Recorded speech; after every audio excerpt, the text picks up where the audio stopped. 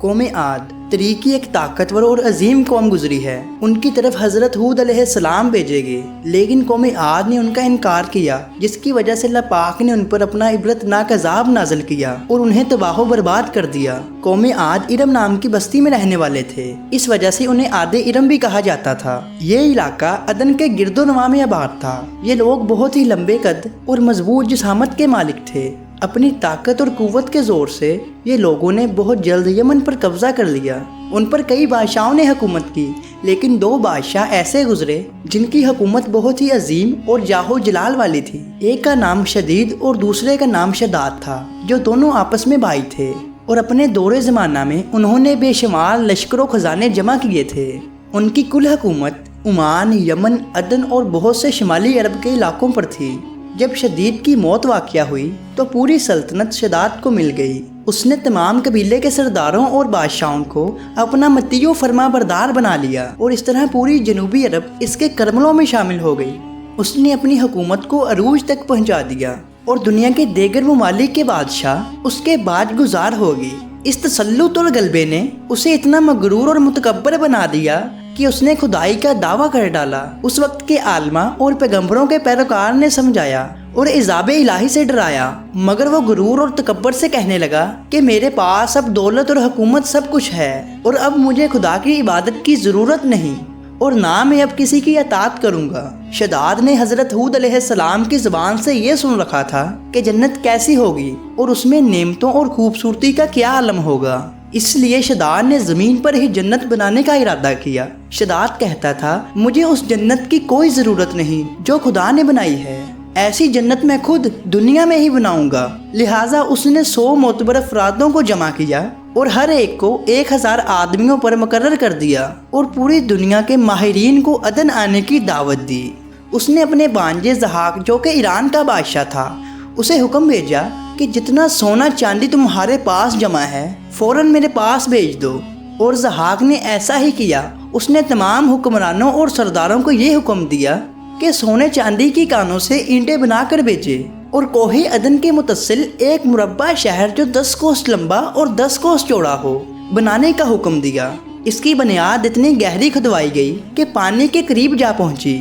پھر ان بنیاد کو سنگ سلمانی سے بھر دیا۔ جب بنیاد بھر کر زمین کے برابر ہو گئی تو اس پر سونے چاندی کی اینٹوں کو چنوا دیا۔ ان دیواروں کی بلندی اس زمانے کے گز کے حساب سے 100 گز مقرر کی گئی۔ جب سورج نکلتا تو اس کی چمک سے دیواروں پر نگاہ نہیں ٹھہرتی۔ یوں اس شہر کی 4 دیواری بنائی گئی۔ اس کے بعد 4 دیواری کے اندر محل تعمیر کیے گئے، اور ہر محل 1000 ستون والا تھا، اور ہر ستون زیورات سے جڑا ہوا تھا۔ اور پھر شہر کے درمیان سے ایک نہر بنائی گئی، اور محل میں اس نہر سے چھوٹی چھوٹی نہریں لے جائی گئی۔ ہر محل میں حوض اور فوارے بنائے گئے۔ ان نہروں کی دیواروں اور فرش یقوت، زمرد، مرجان اور نیلم سے سجا دی گئی، اور نہر کے کناروں پر ایسے مصنوعی درخت بنائے گئے جن کی جڑیں سونے کی، شاخیں پتے زمرد کے تھے، ان کے پھل موتی اور یقوت اور دوسرے جواہرات کے بنا کر ان درختوں پر ٹانگ دیے گئے۔ شہر کی دکانوں اور دیواروں پر مشک، زعفران اور عنبر و گلاب سے سلٹل کیا گیا۔ یقوت اور زیورات کے خوبصورت پرندے چاندی کی اینٹوں پر بنائے گئے، جن پر پہرے دار اپنی اپنی باری پر آ کر پہرے پر بیٹھا کرتے تھے۔ جب تعمیر مکمل ہو گئی تو حکم دیا کہ سارے شہر میں ریشم کے قلین بچھا دیے جائیں، اور پھر نہروں میں کسی کے اندر میٹھا پانی، کسی میں شراب، اور کسی میں دودھ، اور کسی میں شہد و شربت جاری کر دیا جائے۔ روایات سے پتہ چلتا ہے کہ اس جنت کو بنانے میں 300 سال لگے، اور شداد کی عمر 900 سال کے قریب تھی۔ باغ ارم کے مکمل ہونے کے بعد وہ اپنے لاؤ لشکر کے ساتھ متکبرانہ انداز سے اپنے شہر کی طرف روانہ ہوا۔ جب وہ شہر کے قریب پہنچا تو تمام شہر والے اس کے استقبال کے لیے شہر کے دروازے کے باہر آ گئے، اور اس پر زر و جواہر نشاور کرنے لگے۔ ابھی اس نے گھوڑے کی رکاب سے اپنا پاؤں نکال کر دروازے کی چوکھٹ پر رکھا ہی تھا کہ اس نے ایک اجنبی شخص کو اپنے قریب پایا۔ شداد نے پوچھا، تو کون ہے؟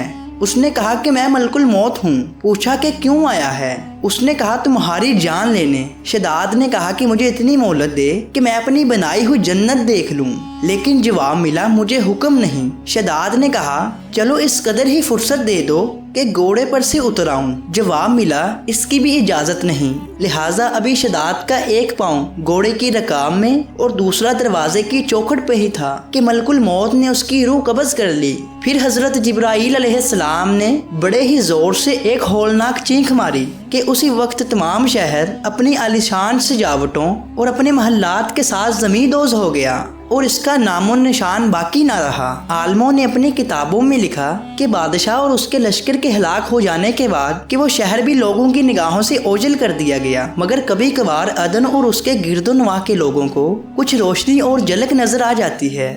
یہ روشنی کسی اور چیز کی نہیں بلکہ اس سونے کی بنی ہوئی دیوار کی ہے۔ معزز ناظرین، آج کی اس مختصر ویڈیو کا اختتام ہوتا ہے یہیں پر۔